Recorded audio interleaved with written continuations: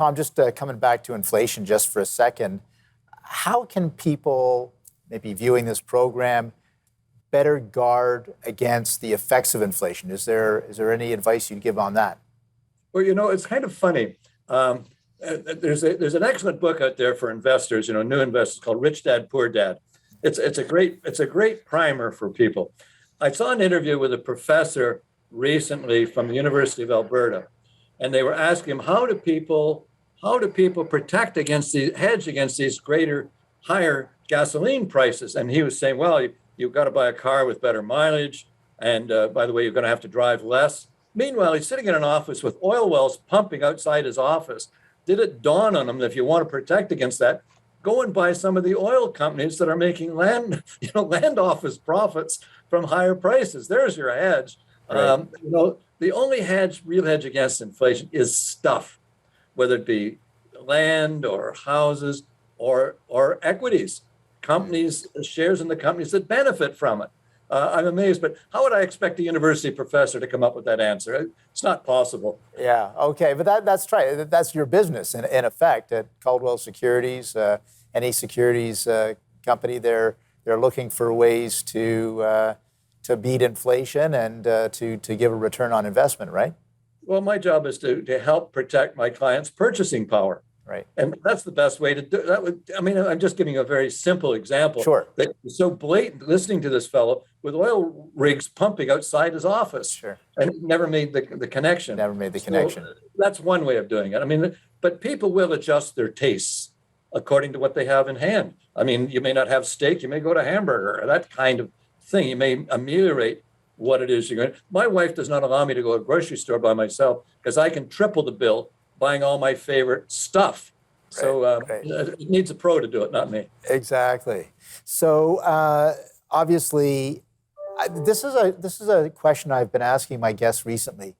Does our country still work? No. Okay. I was going to talk about Pearson Airport or pipelines, but take it wherever you want to take it. Well, it doesn't. In fact, I really wonder some days, do we have a country?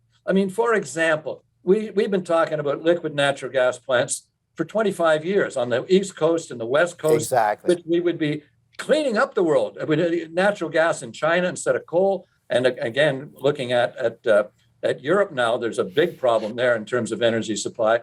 But we can't do it because we have special interest groups on the West Coast, and Quebec won't allow hydrocarbons to go across their borders. Do we have a country or not? In terms of policies, it seems to be our policies are just to cater to whatever the noisy special interest group is, and the same ones keep showing up and keep getting more and more money. So I can't blame them for playing the same tune. But sooner or later, we've got to have policies that will develop into jobs, policies that will build this economy. We have such incredible advantages in this country, not only in just research, resources, but in people, and people from all over the world with great skill set and great ideas and hungry for success. That's really where we should be going, but we miss it. Pearson Airport is a joke. I'm not I have meetings I have to go to in New York. I'm not going anywhere until somebody can get something organized. But we seem to be in a chaotic period, particularly in the services that are really required to keep an economy going, but also in policies behind it. And regionalism and special interest have destroyed countries. Sir Wilfrid Laurier thought the 1900s, this was the century of Canada. And it could have been, and it was in many ways, but we're going backwards from there now as we go into this century. And we need leadership, different leadership. And infrastructure, another case in point. We sadly need more advanced infrastructure, not getting it.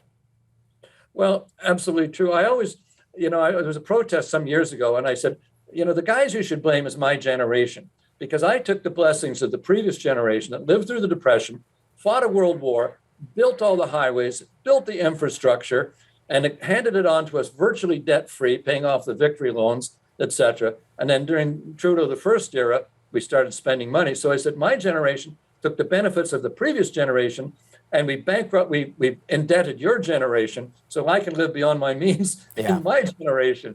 And that's where we have. I was thinking of John Kennedy's speech. Ask not what your country can do for you. What can you do for your country? We got to get back to that kind of thinking, I think.